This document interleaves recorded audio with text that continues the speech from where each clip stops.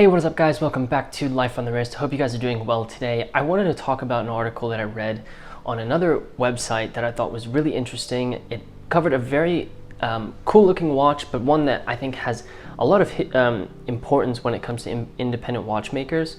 The article, it was written by a collected man. It's titled 3 Watchmakers' Unfinished Watches. This was released in June 2021. It's an absolutely incredible article. I'm not going to go through all of the watches that were mentioned in this article by them, but what I do want to talk about is the Francois-Paul Journe Vagabondage that they mentioned in this article, because I think the original piece that the watch was sort of developed from, I think, is an extremely important watch, and one that has created a really beautiful piece in sort of the history of Journe, but also the history of sort of watches from the 90s. I originally saw this video, I originally saw this watch on Instagram, on a collected man's Instagram, and I absolutely loved it. I'll put a link in the description of this video, as well as in our article in the editorial section of our website to the original article that they wrote, because it's really well written and covers some really beautiful watches during this time. So I'm going to go over this watch and a little bit of the history and tell you kind of what I think about it. So if you don't know, Francois-Paul Journe is a watchmaker who's become extremely iconic from the brand FP Journe.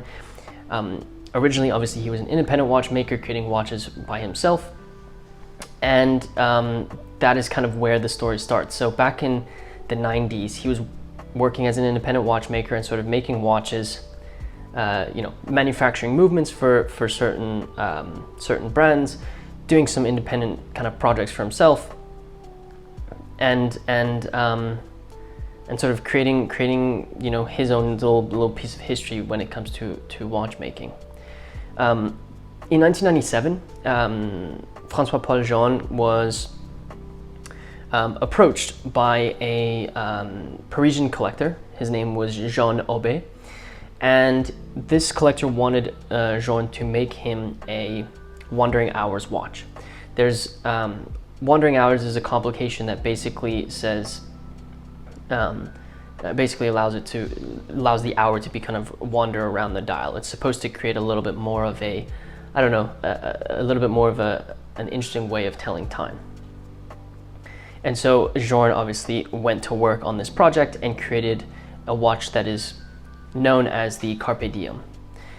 This watch is an extremely beautiful watch. If you look at it, it has a gold case with a really interesting dial to it. So you've got this, obviously the thing that draws your eye is this balance wheel that's at the center, and it's exposed, so you actually can see the watch oscillate as the watch kind of moves.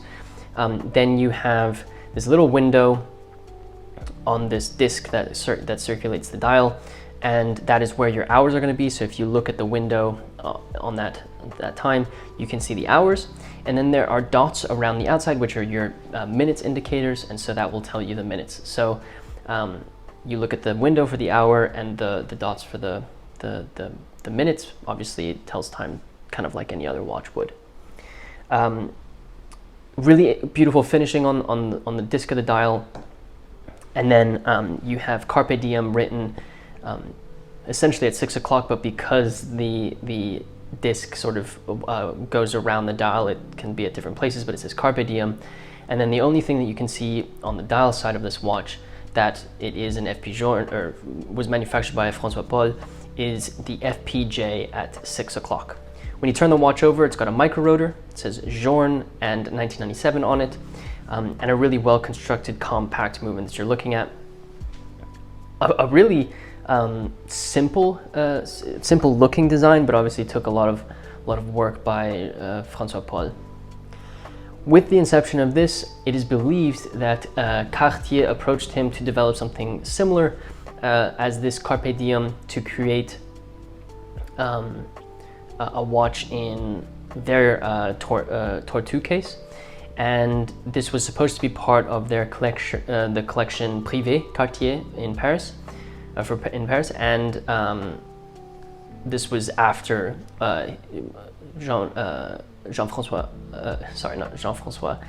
Francois-Paul created this for the original Carpe Diem.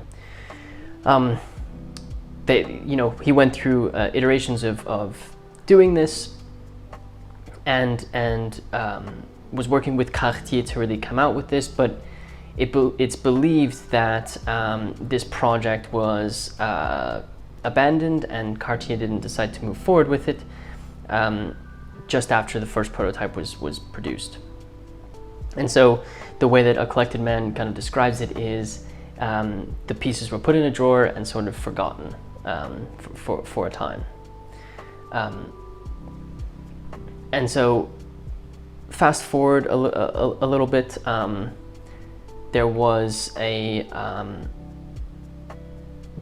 auction house named Antiquorum, who we've spoken about on the channel, approached Journe and said, hey, I want you to create something special for our the 30th anniversary charity auction. And so what he actually created was the Vagabondage, which is something that you probably have seen very often. It has a very iconic case, rounded sides, straight at the lugs, massive balance wheel in the middle of the watch. You've got your hours around the disc, and then and so of the Vagabondage that were created, there were 3 pieces: a rose gold, a white gold, and a yellow gold of these 3. And so this was sort of the birth of this very iconic sort of line of watches, and this has become an extremely obviously an extremely rare piece to even find. And so so this was sort of the iteration off of that original Carpe Diem watch that sort of came to market and people were able to enjoy seeing. So I've kind of walked through where the inception of the idea came to, where it went to, but I actually want to go back to the Carpe Diem and sort of give you my thoughts about this watch. I love independent watchmakers. I think they are an extremely important part about the watch industry, about vintage watches, modern watches. They are an extremely important part because for me, I think it's a way that the watch industry can continue to progress and they can continue to improve upon the already great success that the industry has had and sort of the amazing mechanical and engineering feats that they have accomplished. When you look at this watch, I don't think you can name another piece that looks like the Carpe Diem. This is an extremely unique piece that was made, obviously a unique piece for Aube, who is the Parisian collector who asked Francois-Paul to create this. And because of that, he's created a completely different sort of design language that someone could iterate off of. I think it's also important in the history of FP Journe because so many people have become so interested in FP Journe because of the fact that it's a niche brand, creating an extremely limited amount of pieces, so you're getting something that's fairly rare. And to be honest, this is a great example of the thing that they're going to do. I mean, everything from this watch is attractive. You're able to see the balance wheel oscillate. You're able to have this wandering hours and this really interesting crown with a little bit of blue on it. And then if you turn it over, you have this beautiful micro-rotor, which I've hailed as one of the coolest complications you can have, or coolest way that you can create an automatic watch with blued screws. It's just an absolutely phenomenally beautiful watch. I don't think there's any information about where this watch actually is today. I might be wrong. If you know, if you know where the Carpe Diem is, if it's in a private collection or perhaps with someone else, let me know in the comment section below because I'd love to know. But this is an extremely important watch in sort of the history of FP Journe and the history of independent watchmakers. I hope you guys enjoyed learning a little bit about the history of Carpe Diem, hearing a little bit about Francois-Paul Journe's journey with this watch and where it kind of ended up.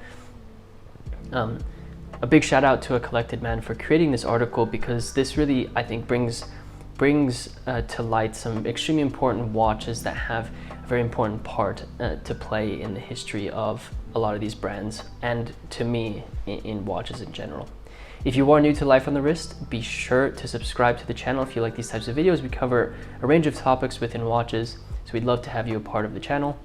Like I said, there is going to be an article in the editorial section of our website for this specific video, so be sure to head over to lifeonthewrist.com. You can check out all of our articles that we've written for each one of the videos that we've created.